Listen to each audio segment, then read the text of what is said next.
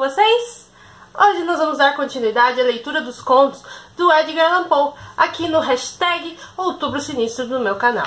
Então já vai deixando seu like, já compartilha muito esse vídeo com seus amigos e não se esquece de se inscrever e ativar as notificações para receber todas as notificações aqui do YouTube, tá bom? Quando tiver vídeo novo vai aparecer para você, belezinha?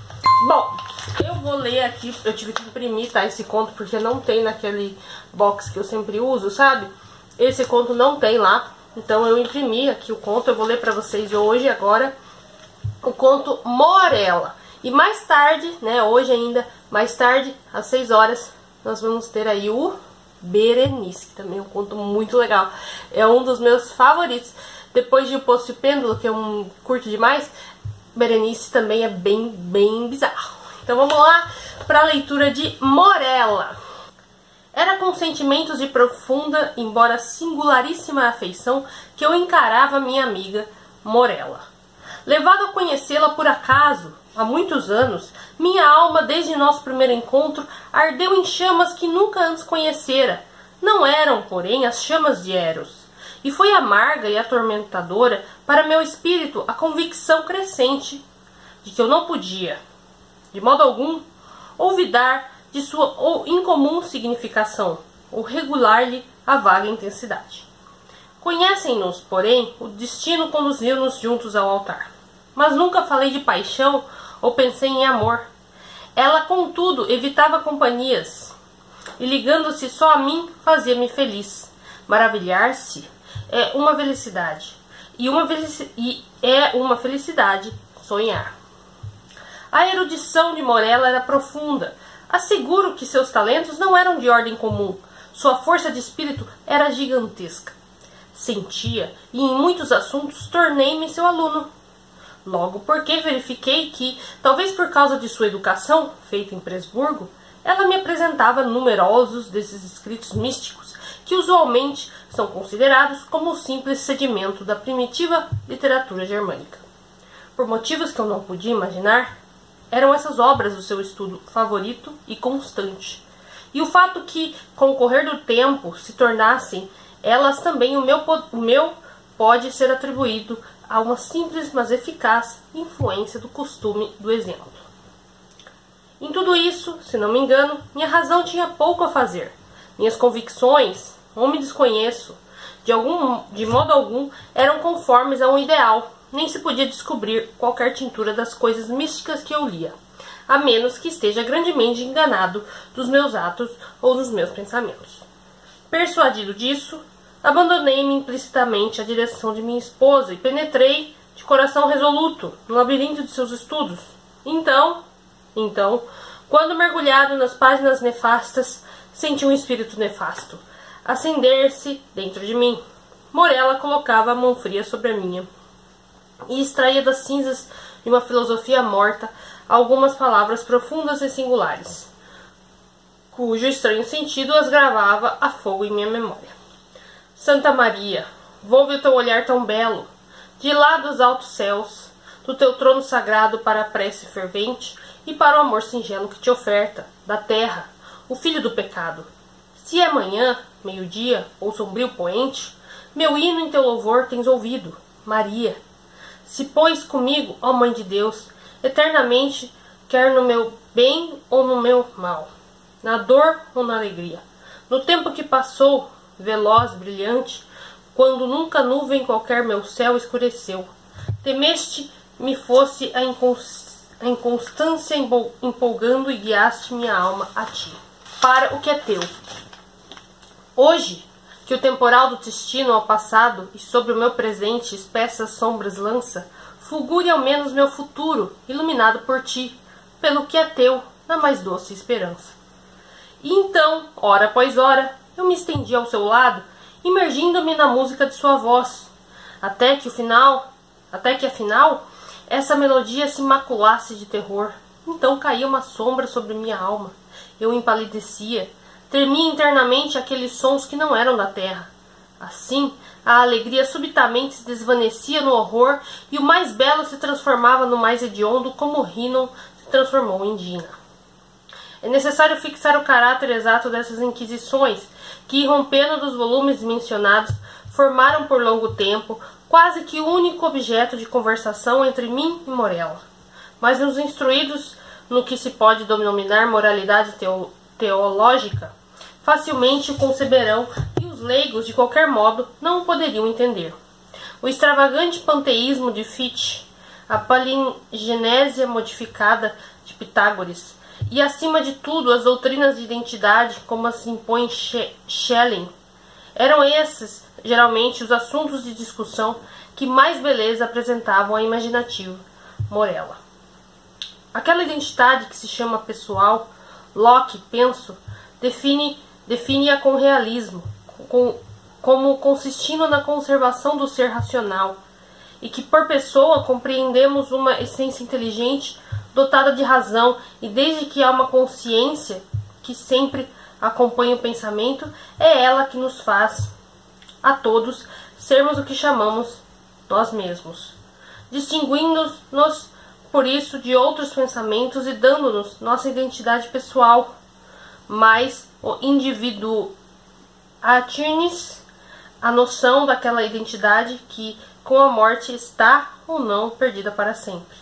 Foi para mim, em todos os tempos, questão de intenso interesse, não só por causa da natureza embaraçosa e excitante de suas consequências, como pela maneira acentuada e agitada em que Morella as mencionava. Na verdade, porém, chegara o tempo em que o mistério da conduta de minha esposa me oprimia como um encantamento. Eu não podia suportar mais o contato de seus dedos lívidos, nem o grave de sua fala musical, nem o brilho de seus olhos melancólicos. E ela sabia de tudo isso, porém não me repreendia, consciente de minha fraqueza ou de minha loucura, e a sorrir chamava destino. Parecia também consciente de uma causa, para mim ignota, do crescente alinhamento de minha amizade. Me dava sinal ou mostra da natureza disso. Era, contudo, mulher e fenecia dia a dia. Por fim, uma rubra mancha se fixou firmemente na sua face, e as veias azuis de sua fronte pálida se tornaram proeminentes. Por instantes, minha natureza se fundia em piedade, mas a seguir meu olhar encontrava o brilho de seus olhos, significativos, e minha alma enfermava e entontecia, com a vertigem de quem olhasse para dentro de qualquer horrível e insondável abismo. Poderei dizer então que ansiava com desejo intenso e devorador pelo momento da morte de Morella? Ansiei, mas o frágil espírito agarrou-se à sua mansão de argila por muitos dias, por muitas semanas, por meses penosos, até que os meus nervos torturados obtiveram domínio sobre meu cérebro, e me tornei furioso com a demora, e com o coração de um inimigo amaldiçoei os dias, as horas e os amargos momentos que pareciam ampliar-se cada vez mais, à medida que sua delicada vida declinava como as sombras ao do morrer do dia. Uma tarde de outono, porém, quando os ventos silenciavam aos céus, Morella chamou-me ao seu leito. Sombria névoa cobria a terra, e um resplendor ardia sobre as águas, e entre as vastas folhas de outubro na floresta, como um arco-íris tivesse caído no firmamento. Este é o dia dos dias, disse ela, quando me aproximei. O mais belo dos dias para viver ou para morrer. É um belo dia para os filhos da terra e da vida. Ah, e mais belo ainda para os do céu e o da morte. Beijei-lhe a fronte e ela continuou. Vou morrer, e no entanto, viverei.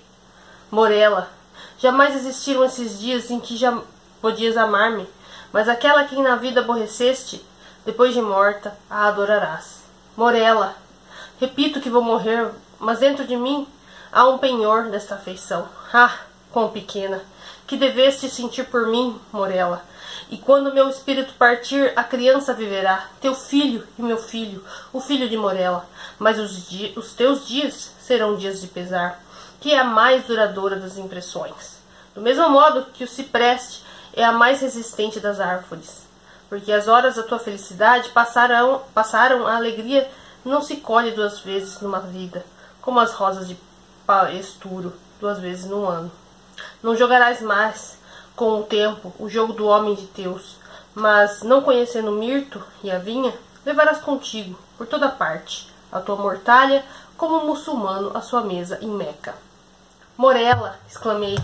Morela, como sabes disto? Ela, porém, voltou o rosto sobre o travesseiro. Leve tremor agitou-lhe os membros e assim ela morreu. Não mais ouvindo a sua voz. Entretanto, como o predissera ela, seu filho, a quem, ao morrer, dera vida, que só respirou quando a mãe deixou de respirar. Seu filho, uma menina, sobreviveu, e estranhamente cresceu em estatura e inteligência, vindo a tornar-se a semelhança perfeita daquela que se fora. E eu a amava com um amor mais fervoroso, acreditava fosse possível sentir por qualquer criatura terrestre. Mas, dentro um pouco, o céu dessa pura afeição se enegreceu a melancolia, o horror e a angústia. Nele se acastelaram como nuvens. Disse que a criança crescia, estranhamente, em estatura e inteligência. Estranho, na verdade, foi o rápido crescimento de seu tamanho corporal, mas terríveis, terríveis eram os tumultuosos pensamentos que sobre mim se amontoaram, enquanto observava o desenvolvimento de sua mentalidade. Poderia ser de outra forma. Diariamente, descobria eu nas concepções da criança as energias adultas e as faculdades da mulher, quando as lições da experiência brotavam dos lábios da infância, e quando eu via a sabedoria ou as paixões da maturidade cintilarem a cada instante nos seus olhos grandes e meditativos, quando tudo se tornou evidente aos meus sentidos aterrados, quando não pude ocultar a minha alma e nem repeli-lo dessas percepções, tremiam ao recebê-lo. Há de que se admirar-se que suspeitas de natureza terrível e excitante se introduzissem ao meu espírito, ou que meus pensamentos se tenham reportado com horror as histórias espantosas e as arrepiantes teorias da falecida Morela? Arranquei a curiosidade do mundo, uma criatura a quem o destino se compeliu a adorar, e na rigorosa reclusão de meu lar velava com agoniante ansiedade tudo quanto concernia a bem-amada. E enquanto rolavam os anos e eu contemplava, dia a dia, o seu rosto santo, suave e eloquente, e estudava-lhe as formas maturescentes, dia após dia descobria novos pontos de semelhança entre a criança e a sua mãe, a melancólica e a morta. E a todo instante se tornavam mais negras aquelas sombras de semelhança, e mais completas, mais definidas, mais inquietantes e mais terrivelmente espantosas no seu aspecto. Porque não podia deixar de admitir que o sorriso era igual ao de sua mãe, mas essa identidade demasiado feita fazia-me estremecer. Não podia deixar de tolerar que os seus olhos fossem como os de Morela, mas eles também penetravam vezes nas profundezas de minha alma, com a mesma intensa e desnorteante expressividade dos de Morela. E no contorno de sua fronte elevada, nos cachos de seu cabelo sedoso, nos seus dedos pálidos que nele mergulhavam, no timbre musical e triste de sua fala e sobretudo, acima de tudo, nas frases e expressões da morta, sobre os lábios da amada e da viva. Encontrava eu alimento um pensamento horrendo e devorador, para um verme que não queria morrer. Assim se passaram 2 lustros de sua vida, e contudo permanecia minha filha sem nome sobre a terra, minha filha e meu amor. Eram os apelativos usualmente ditados por minha afeição de pai, e a severa reclusão de sua vida impedia qualquer outra relação. O nome de Morela acompanhara a da morte. Da mãe falar a filha era impossível falar, e de fato, durante o breve de sua existência, não recebera essa última impressões do mundo exterior, exceto as que lhe puderam ser proporcionadas pelos estreitos limites de seu retiro. Mas, afinal, a cerimônia de batismo sentou-se no meu espírito, naquele estado de agitação e enervamento, como uma libertação imediata dos terrores do meu destino.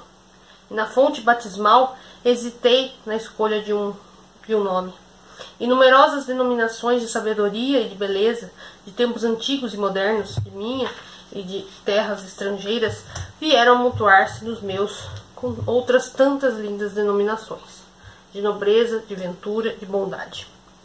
Quem me impeliu, então, a perturbar a memória sepultada? Que demônio me incitou a suspirar aquele som, e simples lembrança sempre fazia fluir em torrentes o sangue das fontes do coração? Que espírito maligno falou dos recessos minha alma, quando entre aquelas sombrias naves e no silêncio da noite eu sussurrei aos ouvidos do santo homem as sílabas Morella? Que ensinou o demônio, convulsionou as feições de minha filha e sobre elas espalhou tons de morte, quando, estremecendo aquele som quase inaudível, volveu os olhos límpidos da terra para o céu e, caindo prostrada sobre as negras lajes de nosso soléu de família, respondeu: estou aqui? Distinta, fria e calmamente precisas, esses tão poucos e tão simples sons penetraram-me nos ouvidos, e depois, como chumbo retido, rolaram sibilantes dentro do meu cérebro. Anos e anos podem se passar, mas a lembrança daquela época nunca. Desconhecia eu, de fato, as flores e a vinha, mas o acônito e o cipestre ensombraram-me noite e dia. E não guardei memória de tempo ou de lugar, e as estrelas da minha sorte sumiram do céu. E desde então a terra se tornou tenebrosa e suas figuras passaram perto de mim como sombras esvoaçantes, e entre elas só uma vislumbrava: Morella. Os ventos do firmamento somente um nome murmuravam aos meus ouvidos, e o marulho das ondas sussurra: Morella. Ela, porém, morreu, e com minhas próprias mãos levei-a ao túmulo. E ri, uma risada longa e amarga, quando não achei traços da primeira. Morella, no sepulcro em que depositei a segunda. Então aqui a gente tem, né, esse conto bem legal, né? E a narrativa aqui é o pai, né, narrando aí a esposa e a filha. Achei bem legal, gente. Esses contos eu ainda não tinha lido. Achei bem legal. E você, gostou? Então deixa aqui embaixo pra eu saber, tá bom? E mais tarde, então às 6 horas, a gente tem Berenice, um conto também bem legal. Um pouquinho mais longo que esse, tá, gente? Eu vou adiantar aí, mas é muito legal. E hoje, às 3 horas, a gente tem a conclusão de A Casa dos Pesadelos. Gente, vocês vão se surpreender com o final. Vou dar um spoiler aqui.